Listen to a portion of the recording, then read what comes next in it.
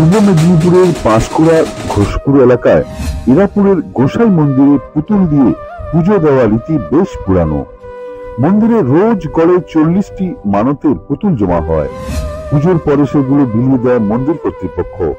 মাটির তৈরি পুতুল যেন ছেলে মেয়ে বরকনে গরু বাছুর পুতুলের পাশাপাশি বড় মাপের পুতুল দিয়েও মন্দিরে পুজো দেন ভক্তরা।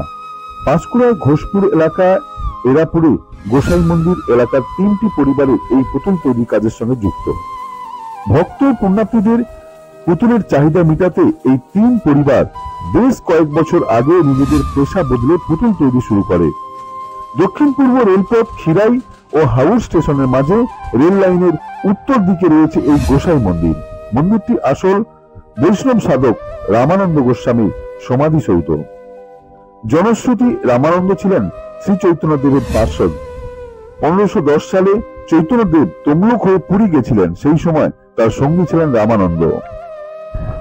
চৈতন্যদেবের প্রতীক্ষার পশ্চিম দিকে মুখ করে সাধন ভোজন করতে করতে একদিন দেহত্যাগ করেন রামানন্দ।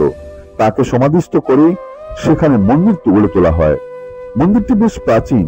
কথিত আছে চিরাচরিতভাবে গোসাই বাবার মাহাত্ম্যে মাটির পুতুল দিয়ে পুজো দিলে অনেকেই সন্তান লাভ করেন, আবার সন্তান লাভের পর অনেকেই আবার সেই পুতুল নিয়ে পুজো দেন ওই রামানন্দ গোসাই মন্দিরে। সন্তান লাভের পর যারা পুতুল নিয়ে পুজো দেন সেই পুতুল আবার অনেকেই বাড়ি নিয়ে চলে যান তাদের সন্তান লাভের জন্য। এভাবে গোসাই মন্দিরের এই মাটির পুতুল বিখ্যাত হয়ে দাঁড়ায়।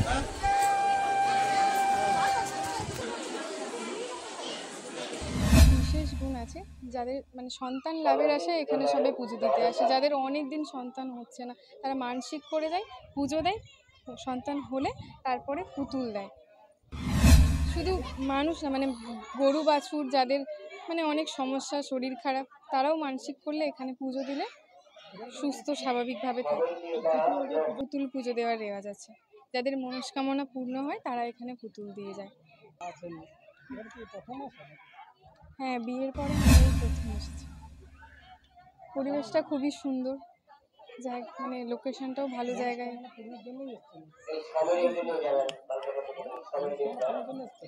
হ্যাঁ, বিয়ের পরে আমাদের ইচ্ছে ছিল প্রথম এই মন্দিরে আসবো পুজো দিতে, মানসিক ছিল আর কি। যে রামানন্দ গোস্বামী হচ্ছেন, ইনি হলেন প্রথমত হচ্ছে মহাপ্রভুর পার্শ্বদ। আমাদের যে চৈতন্য মহাপ্রভু আছেন নবদ্বীপের, সেই মহাপ্রভুর বন্ধু বলা যায়। ঠিক আছে, মহাপ্রভু তো ছোট বড় সবাইকে নিয়েই একসাথে করে নগর কীর্তনে বেরোতেন। তো মহাপ্রভুর পার্শ্বদেই ছিলেন একজন রামানন্দ গোস্বামী। এই রামানন্দে না পারার ফলে মহাপ্রভু তিনি এখানে বসিয়ে মহাপ্রভু চলে গেছিলেন যে রামানন্দ তুমি বসো, আমি পুরী থেকে আসার পথে তোমাকে নিয়ে আবার নবদ্বীপ যাব। তো মহাপ্রভু তিনি পুরীতে গিয়ে তো ওখানেই তো দেহত্যাগ করলেন। রামানন্দ গোস্বামীজিও তিনি অপেক্ষায় এখানে সমাধিস্থ হয়ে গেলেন। তো সেখান থেকে এই রামানন্দ গোস্বামীর এই মন্দিরের আবির্ভাব বা উৎপত্তি। এখানে হচ্ছে পুতুল দেওয়া বা এই যে পুতুল মানসিকের ব্যাপার, এটা হচ্ছে কি বলা যায় যে অনেকে তো ছেলে মেয়ে অনেকের যার যেটা আর কি সন্তান প্রাপ্তি না হওয়ার ফলে এখানে জানিয়ে গেল। এখানে জানানোর ফলে এই গোসাই বাবার যে অনেক কৃপা বা করুণার ফলে সেই ছেলে বা মেয়ে হয়, সন্তান লাভ হয় আর কি। এবার তার ফলেই এই পুতুল দিয়ে এই অনেকের অন্নপ্রাশনের আগে এসে এই পুতুল দিয়ে পুজো দেওয়া যায়। যার যেরকম মিষ্টান্ন হোক, চিড়ে হোক, ফল হোক, যাই হোক দিয়ে পুজো দেওয়া যায়, এটাই। Smart news Bangla, smart news Bangla.